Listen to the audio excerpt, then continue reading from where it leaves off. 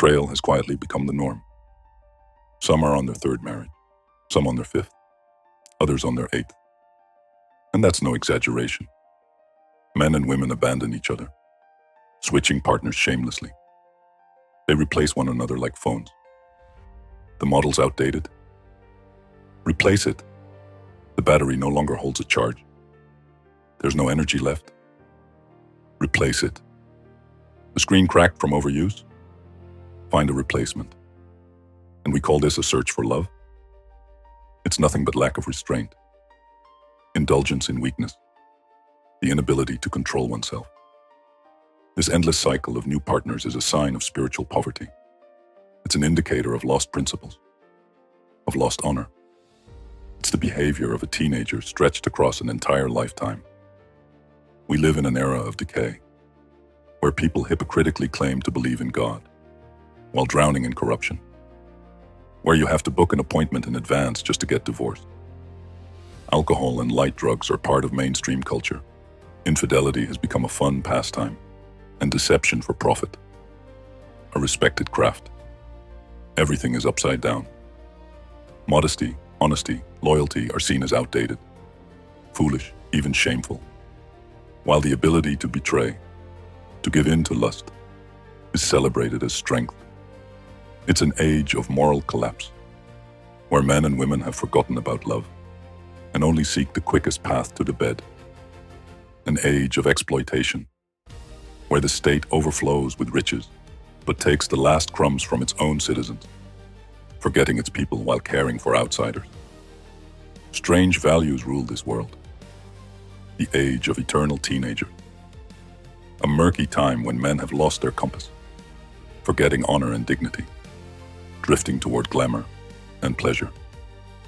Boys no longer grow up. They're enchanted by packaging, blind to what's inside. Boys have almost become girls, and girls, more and more like boys.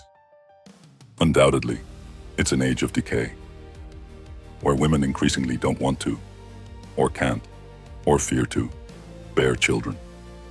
An age where men dream of open relationships and polygamy, where the golden youth call themselves successful behind the wheels of their father's cars, where officials, and anyone with a bit of power, try to prove that you belong to a lower caste. An age of revived caste, inherited power, and false statehood. But there will be no state, because its foundation, the family, is collapsing. Family is the cornerstone of all things. Where there is no loyalty, no faith, no honesty in the family, there can be no future. The swamp eventually swallows even the head families. Where men and women suffer soon die out. And where families die, nations perish. It's easier to say, just a life situation. We weren't compatible. Most people think that way. Of course, it's easier to run away, to blame, to justify oneself, and go searching again. But is that true strength? Instead of changing partner after partner, one can explore the incredible depths and possibilities of one's soul with one single beloved companion. Through the heart of one true woman, a man can draw closer to God. When two hearts open, heaven itself comes near. But this takes time.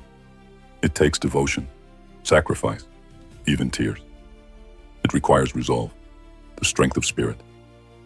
To reach heaven, one must first become a man. The age of decay has built a culture of packaging, despising the contents within. Some are on their third, fifth, or eighth marriage. Such are the times. Such are the rules. Such is the war. But each of us still has a choice, which side to stand on. One can always resist, always find the right path. Defeated is only the one who breaks inside, the one who has no heaven above, the one who has torn out his roots and betrayed his ancestors. But as long as there is faith, the war is not lost.